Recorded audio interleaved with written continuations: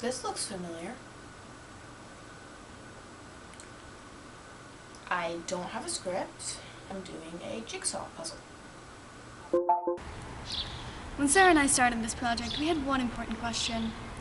Who really deserves the credit for the butternut squash? There's some controversy as to where the butternut squash was developed. Ellen was supposed to say that line, but it was rather difficult, so instead, we have a cat.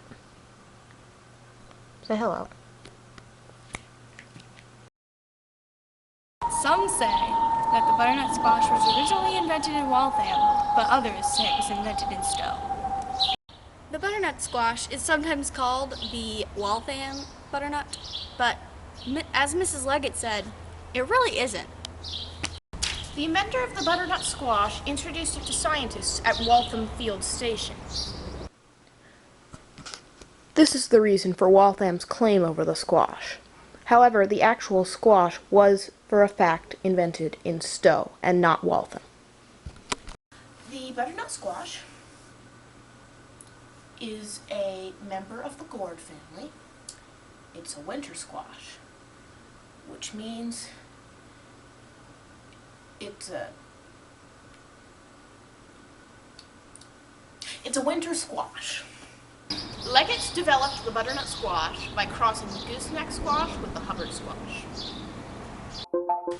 Some of the land that Charles Leggett owned and farmed the butternut squash on was donated to the Stowe Conservation Trust by his wife, Dorothy Leggett, after he died. This land became the Leggett Woodlands, and it's just a small wooded area with a single looped trail through it. So I decided I would go and walk the trail. This is the Leggett Woodland experience.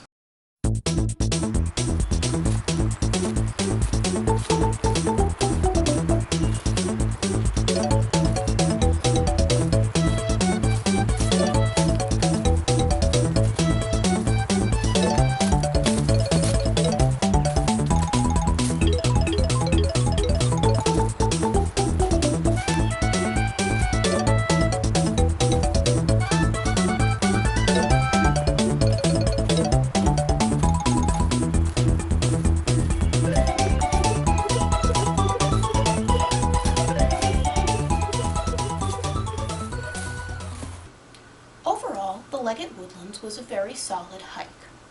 The trail was a simple loop, but this was made more interesting by several turns in entirely the wrong direction and trail markers that were all different colors despite being part of the same trail. This led to the wonder if maybe there were other trails not on the map, and the thought that I could have possibly gotten lost despite the trail being a single loop and there being nowhere else to go. This added a spirit of adventure and danger to the hike, which I found very interesting. For the most part, the scenery of the hike was rather dull, but I did locate several pretty flowers and many fiddleheads, along with ferns everywhere. The experience of the hike was taken away a little by some very clear sights of large houses along the road near the Leggett Woodlands, which took away from the idea of being alone in the woods. Overall, the major detractor of the Leggett Woodlands was the bug populations. There was a very healthy mosquito population in the woodlands, which was irritating but ignorable. The overall experience soured in the end by the discovery that this sign was not kidding at all, and the realization that there were about 15 ticks on my person. After discovering this, I promptly fled the premises. Overall, it was a fairly enjoyable hike that was ruined by the insect populations of the area, and I give it overall 2 Federalists out of 10. After departing the Leggett Woodlands in a mild panic, I then ventured over to the Butternut Golf Club. This golf club is also part of where Charles Leggett's land were that was also donated by Dorothy Leggett to become the Butternut Golf Club.